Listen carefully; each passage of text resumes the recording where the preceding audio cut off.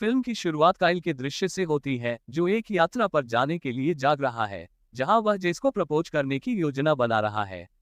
उसका दोस्त बेन उसके कमरे में आता है और वे जेस को लेने जाते हैं। जब वे जेस को लेने जाते हैं तो पता चलता है कि उसका एक बॉयफ्रेंड रॉब है।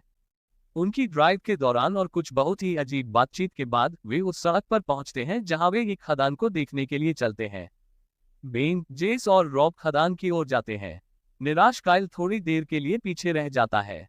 खदान की ओर चलते समय वह अपने पीछे आवाजें सुनता है और धीरे धीरे मुड़ते ही एक बड़ा ग्रे वुल्फ देखता है।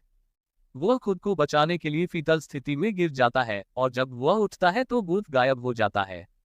जब वह दूसरों से मिलता है तो वह उन्हें वुल्फ के बारे में बताता है और बाकी लोग संदिग्ध रहते हैं। वे आगे बढ़कर शहर की ओर देखने जाते हैं।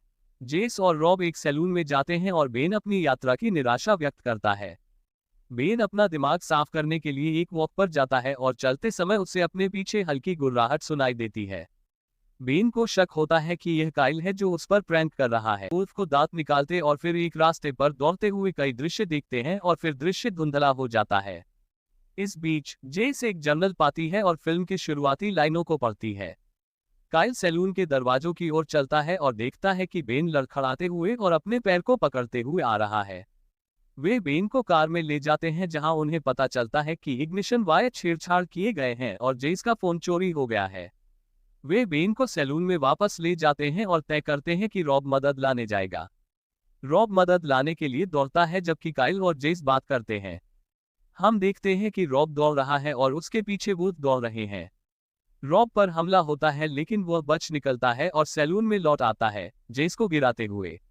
अंदर आते ही वे दरवाजे और खिड़कियां बंद कर देते हैं ताकि वुल्फ अंदर न आ सके। काइल सीढ़ियों के नीचे सिकुड़कर रोने लगता है। वे एक आवाज सुनते हैं और जब जेस देखती है तो वह एक वुल्फ को ऊपरी मंजिल पर देखती है। वह सीढ़ियों से नीचे उतरता है और बार पर कूदता है। वुल्फ रॉब पर हमला करता है। रॉब एक कुर्सी के पैर से उसे मार डालता है। हमले के बाद बेन की गला घुटने की आवाज आती है और जेस और काइल देखते हैं कि वह चला गया। रॉब फिर सभी को वहां से बाहर निकलने के लिए प्रोत्साहित करता है। काइल अनिच्छुक होता है क्योंकि वह बेन को पीछे छोड़ना नहीं चाहता। जेस आखिरकार काइल को सहमत करती है और वे बेन को दूसरे कमरे में ले जाते हैं और उसके सिर को एक स्वेटर से ढक देते हैं। रॉब फर्श की पट्टियों को तोड़ता है ताकि वे वहां से निकल सके। जब वे सैलून के सामने से गुजरते हैं तो एक और वुल्फ मरे हुए को पाता है। वुल्फ फिर बेन को देखता है। इस बीच तिकड़ी एक स्थानीय खलिहान में पहुंच जाती है और वुल्फ दरवाजे पर धक्का देते हैं। वे योजना बनाते हैं कि काइल कार में जाकर जो भी मिल सके उसे लाएगा जबकि रॉब एक विक्षेपण करेगा। जब रॉब दौड़ता है तो दो वुल्फ उसका पीछा करते हैं। जब काइल जो भी मिल सके लाने की कोशिश करता है तो एक वुल्फ उसे कार के पीछे फंसा देता है। जेस काइल को मदद करने के लिए दौड़ती है जब वह देखती है कि वह मुश्किल में है। सभी तीन कार में पहुंच जाते हैं और काइल एक बैग से वुल्फ को मारता है। वे एक घर की ओर भागते हैं जहां वे बाहर कई वुल्फ को पोर्च पर बैठा हुआ देखते हैं। वे एक पास के शेड में भागते हैं जहां वे डायनामाइट खोजते हैं। दरवाजा बंद करने की कोशिश करते समय जेस का पैर गंभीर रूप से घायल हो जाता है। वे वुल्फ को विचलित करने के लिए एक पैक फेंकते हैं और वे घर में प्रवेश करते हैं। घर के अंदर वे एक मान पाते हैं जिसमें मानव जांघ की हड्डी लगती है। रॉब अपने बैग से अपना सुनहरा लाइटर निकालता है। काइल सैलून में मिले जर्नल को पढ़ने का फैसला करता है। किताब में लिखा है कि वुल्फ तब तक नहीं रुकेंगे जब तक सभी मर नहीं जाते। रॉब काइल को जेस की देखभाल करने के लिए कहता है। रात से पहले की अंतिम पंक्ति रॉब कहता है, मैं कुछ डायनामाइट लाने जा रहा हूं। जब रात होती है तो रॉब ऊपरी मंजिल की खिड़की से बाहर निकलता है और एक वुल्फ के पास से गुजरता है। वह शेड में जाता है जहां वह डायनामाइट की छड़ी लेता है। इस बीच काइल जेस को धन्यवाद कहता है कि उसने उसे बचाया। जेस खिड़की की ओर जाती है और काइल से पूछती है कि उसने उसे कभी प्रपोज क्यों नहीं किया। वे अपने रिश्तों के बारे में बातचीत करते हैं। इस बीच रॉब वापस अंदर आने की कोशिश कर रहा है। वो कुछ ऐसा जो पुरानी सीढ़ी जैसा दिखता है, पोर्च की छत पर झुकाता है। जब रॉब वापस अंदर आता है तो वे सभी ऊपर चले जाते हैं। सुबह में वे खिड़की से बाहर निकलते हैं जिसका उद्देश्य एक नाव घर तक पहुंचना होता है।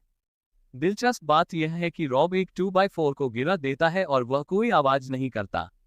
जब वे नावघर पहुंचते हैं तो रॉब अपनी जेब से डायनामाइट निकालता है और उसे खिड़की के सिले पर टैप करता है।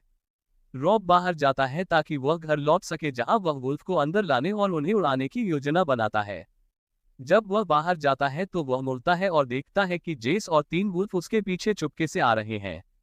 अगले एक लंबे दृश्य में जेस मदद करने की कोशिश कर रही होती है, लेकिन काइल उसे नहीं जाने देता।